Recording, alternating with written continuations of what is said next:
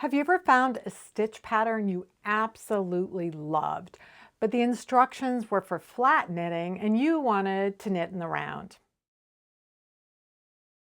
In this week's Technique Tuesday video, I'll explain the basics of how to take written instructions intended for flat knitting and convert them to instructions that you can use for knitting in the round. If you'd like to jump right to a specific point in the video, you can tap or mouse over the video playback area of the screen to reveal the chapter titles and starting points of each section. I've got two flat swatches here. One of them has a stitch pattern that is meant to be worked as a panel. So it's meant to be worked across 13 stitches. And so you'd have something like this. Maybe you'd want a panel of a stitch pattern going up the center of a sweater, or maybe you'd want a panel on a hat or something like that, where you might have different panels with different stitch patterns in your project, something like that. So that's one scenario. Another scenario is where you have a stitch pattern that's worked over a multiple of stitches, and then you decide how many multiples of that stitch pattern you want to use for your project. So in this example, I decided I wanted 4 multiples, so I had to have 28 stitches because there are 7 stitches per multiple. Now, in this kind of situation, it could be for the entire project all the way across all of the stitches, or it could be a situation where, again, it was in a panel, but it was a panel that I only want a certain number of the stitches repeated, and the rest of the stitches are going to be worked a different way. So these are the two scenarios that I'm going to work through today to show you how to convert written instructions that were intended for flat knitting, and then how to convert that so that you can knit those instructions in the round. So when we are working flat, we have a right side row and a wrong side row. And the way that we work the stitches on the right side row is exactly what it's going to look like when the work is finished. So if I am working across the right side row and I work a knit stitch, it's going to look like a knit when the item is finished. On wrong side rows, when I work a knit stitch, it's going to show up as a purl stitch on the opposite side. So the back side of a knit stitch is a purl, and the back side of a purl is a knit. So when I'm working a wrong side row, anytime I'm working a knit, it's going to show up as a purl. Now, the other thing about flat knitting that is different from knitting in the round is that when you are working a right side row, if we assign a number to each of these columns of stitches, when we're working a right side row, we're going to work column 1 through 28, and that will get us to the end of the row. And then when we turn to work the wrong side row, we're going to be working column 28, then 27, etc., back to column number 1.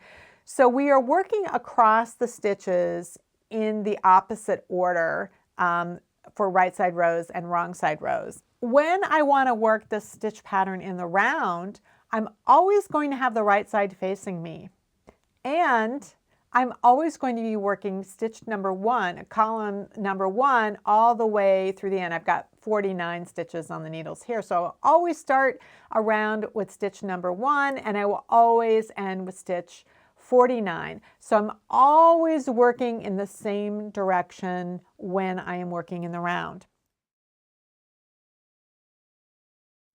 So there's nothing here that indicates a right side row or wrong side row, and that's because this is a very reversible stitch pattern. It doesn't look exactly the same on both sides. You can see the triangles are angled to the right here with the reverse stockinette on the bottom, and on this side it's angled to the left and the reverse stockinette's on the top, but it doesn't really matter. It's reversible. Either side could work. So in this situation, you can just pick, do I want row 1 to be a right side row or wrong side row? So I'm going to pick right side, and then that means all of the odd rows will be right side rows and all of the even rows are going to be wrong side rows. I do not have to convert any instructions for right side rows. I'm going to be working them from column number 1 all the way to the end for every row, and so I can just leave those as they are. I only need to convert wrong side rows. So I need to start at the end of the row and work my way back to the beginning of the row in terms of the instructions, and I need to reverse anything that says knit to a purl, anything that says purl to a knit. And I also want to maintain these asterisks for the parts that repeat. So I am going to convert a knit 5 to a purl 5 and the purl 2 to a knit 2. And then that's going to be repeated for the entire row. Now I look at row number 4, which is the next wrong side row. And I start at the end and I work my way back. I want this to be a purl 3 because it needs to be opposite of a knit 3. And then I look at the purl 4 and that's going to be a knit 4. And so that it gets repeated across the entire round. And then finally we have row 6 that we need to convert to purl 1, knit 6 for all of the repeats.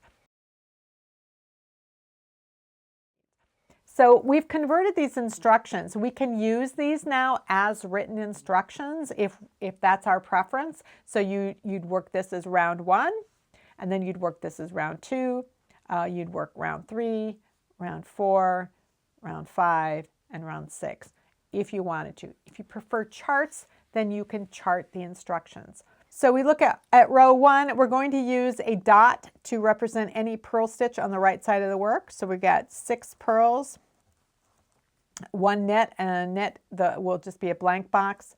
For the next round, we have purl 5, and then knit 2, and then we've got purl 4, knit 3, we've got purl 3, knit 4, purl 2, knit 5, and then for the final row we have purl 1 like this. So then we have the pattern charted out, and we can use this for our knitting if we prefer charts.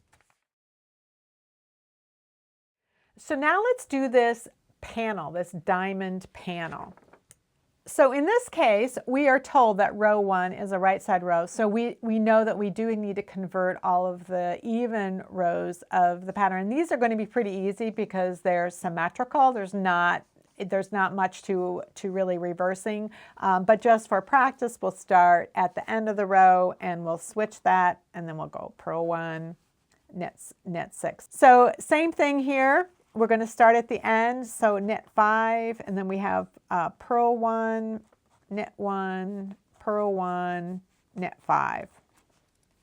Now we're getting into a situation though where we have parentheses and we're told to work these things a certain number of times. Again, you're going to start at the end of the row. That's going to be a knit 4, and then you're going to have a purl 1. So now when you get this kind of situation where you have brackets or parentheses, draw the parentheses and then write the number of times that it's going to have to occur, and then work from the end toward the beginning in order to fill in the parentheses. So here we'd have to have a knit 1, and then we'd have to have a purl 1, and then the final step would be the knit 4 right here. So that's the key with things like parentheses or brackets, is to create the structure of the brackets. If there's a certain number of times, write that in on the outside of the parentheses or brackets, and so that structure is set up, and then you work at filling in the instructions in the reverse order from what they appear originally. So I can continue reversing my instructions here, and then you'll see they start to say, oh, well, repeat the same row that you did earlier. So once you have converted these different instructions, when you get to, like, say, row 16 where it says repeat row 8, once you have converted row 8, you can just use that conversion once again. So here's what that panel looks like once it's been charted out.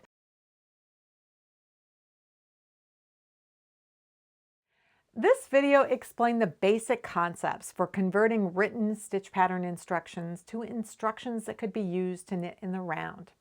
I covered how to convert stitch patterns for panels and for stitch patterns that require a multiple of stitches, and I showed you how to chart those instructions.